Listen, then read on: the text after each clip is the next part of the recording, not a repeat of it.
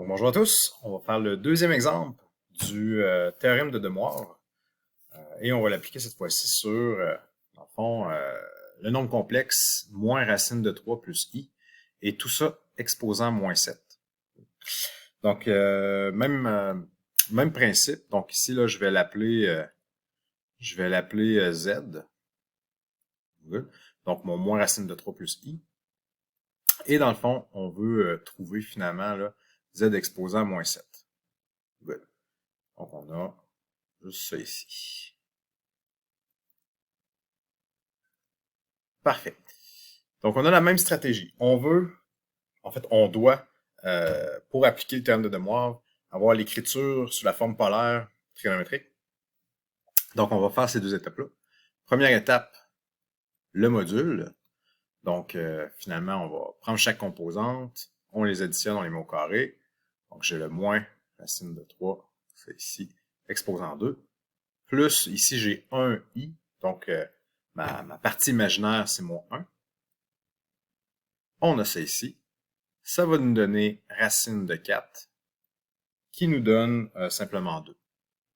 Donc, on a ça ici. Donc, on a le module. Ça, c'est réglé. On a aussi besoin de l'angle. Donc, si je représente un peu ma situation.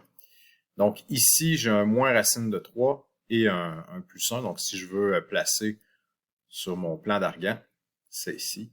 À quelque part, disons, ici, j'ai un moins racine de 3. Good. Et j'ai un 1. Je vais placer à peu près approximativement mon point ici. Good. Je veux trouver finalement, si je réunis, si je replace mon point, je veux trouver cet angle-là. Okay, mon angle θ. Ce que je peux utiliser simplement tout de suite, okay, ben je peux me créer un angle, un triangle rectangle. Et ben lui ici, je vais l'appeler angle θ étoile, mettons. Good. Donc, j'ai mon triangle rectangle, il y a une hauteur de 1 qui a un côté adjacent par rapport à mon angle de racine de 3. Donc, je peux simplement faire, pour trouver ça ici, mon angle θ étoile, ben, je vais faire arctan. Okay? Donc, pourquoi arctan? Parce que mon tan de θ étoile va être opposé sur adjacent. Donc, il mesure un racine de 3. Donc, je vais simplement avoir 1 sur racine de 3. Si je fais le calcul, donc ça va me donner ici un 30 degrés. Parfait. Donc, j'ai un 30 degrés juste ici. Et ben, mon vrai θ, finalement, que je recherche, mon argument par rapport à mon axe des réels positifs, ben, c'est 180 moins 30.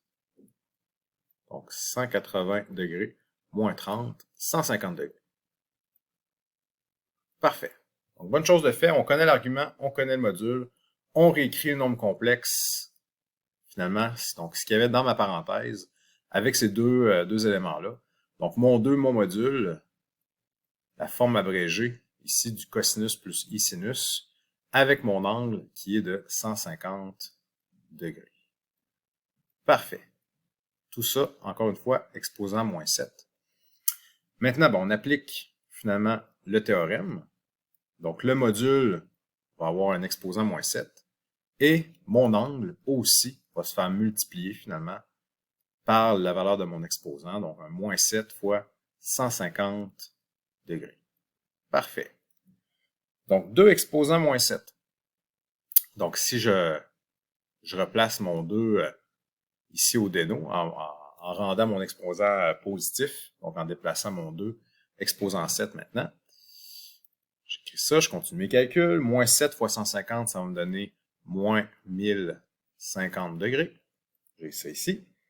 Et encore une fois, okay, je vais vouloir, dans le fond, compter le nombre de tours complets que j'ai et, dans le fond, terminer avec un angle entre 0 et 360 degrés.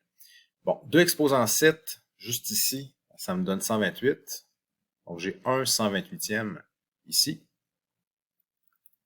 Good. Maintenant, combien j'ai de tours complets pour terminer avec un angle entre 0 et 360 degrés, donc dans le positif.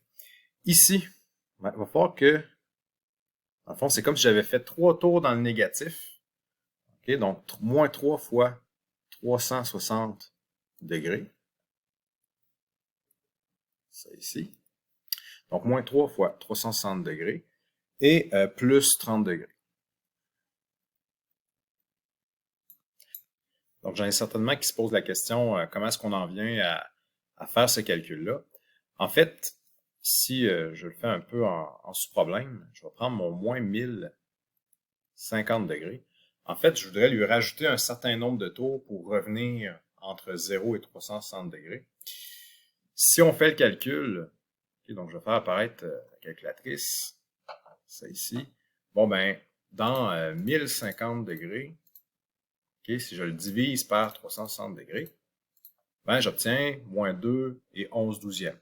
Ça veut dire que si je lui additionne 3 tours dans le positif, donc 3 fois 360 degrés, okay, ben, je vais revenir dans le positif, okay, et je devrais avoir pas mal qu'est-ce que je veux. Donc, si ici je fais le calcul, finalement, je commence. Donc, si je fais 1050 degrés, plus 3 fois 360 degrés, pour avoir 3 tours complets, je vais obtenir un 30 degrés. Si je reviens sur ma feuille, bon, c'est ici. Donc, je reviens ici sur ma démarche. Ben, j'ai besoin de faire 3 tours, 3 fois 360 degrés, et au final, ça me donnait 30 degrés.